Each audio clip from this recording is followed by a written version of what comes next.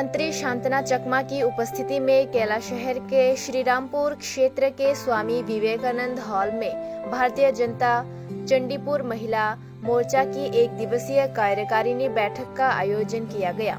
इसमें मंत्री शांतना चकमा के अलावा भारतीय जनता चंडीपुर महिला मोर्चा अध्यक्ष शीलू देवनाथ, चंडीपुर पंचायत समिति अध्यक्ष लकी पाल दास, महिला मोर्चा ऊनकोटी जिला समिति महासचिव हैप्पी दास, भाजपा त्रिपुरा राज्य समिति सदस्य बिमल कर, भाजपा चंडीपुर मंडल अध्यक्ष शाम उपस्थित थे। साथ ही कार्यकारी बैठक कुमार सिन्हा, महिला नेता मीना दास और कई अन्य की उपस्थिति में समाप्त हुई। कार्यकारिणी की बैठक चंडीपुर महिला मोर्चा की अध्यक्ष शीलू देवनाथ के स्वागत भाषण से शुरू हुई।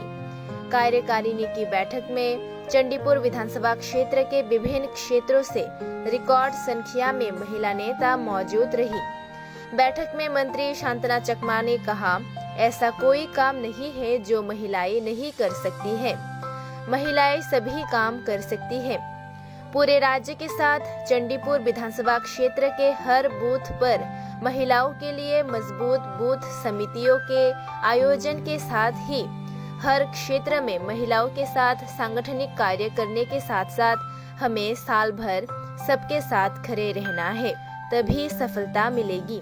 चंडीपुर महिला मोर्चा की कार्यकारिणी की बैठक का संचालन पूरी तरह से महिला नेता संपा दास ने किया।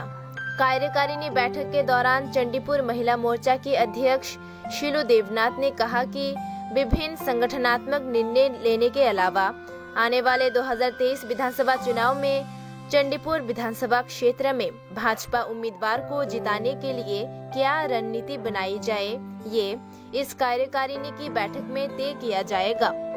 और इस कार्यकारिणी की बैठक में चंडीपुर विधानसभा क्षेत्र की विभिन्न बूथ समितियों की महिला नेताओं और विभिन्न ग्राम पंचायतों की महिला नेताओं के साथ ये कार्यकारिणी बैठक हुई। उनके साथ ही सारे फैसले लिए जाएंगे और 2023 में चंडीपुर विधानसभा क्षेत्र से बीजेपी के विधायक चुने जाएंगे। तो हमारे चंडीपुर मंडल महिला मोर्चार उद्योगे आज के श्रीरामपुर विवेकानंद हॉले हमारे कार्यकारिणी बैठक অনুষ্ঠিত হয়েছে। এর মূল লক্ষ্যটা কি বা উদ্দেশ্যটা কি?